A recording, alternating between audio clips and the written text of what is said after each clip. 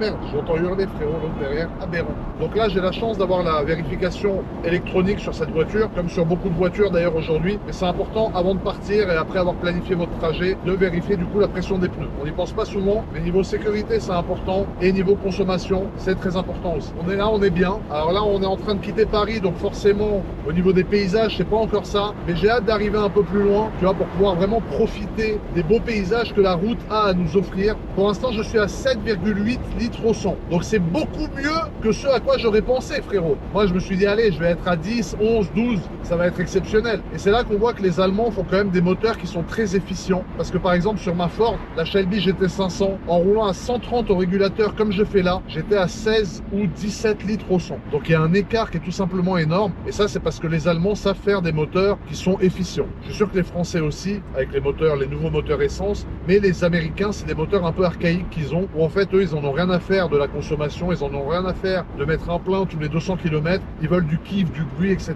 Là, 7,9 litres au 100 dans une voiture de quasiment 600 chevaux, alors c'est que le début pour l'instant, mais je pense qu'on va rester à peu près à ce niveau de consommation, hein, pour être franc avec vous, jusqu'à la fin, jusqu'à mon arrivée à Monaco.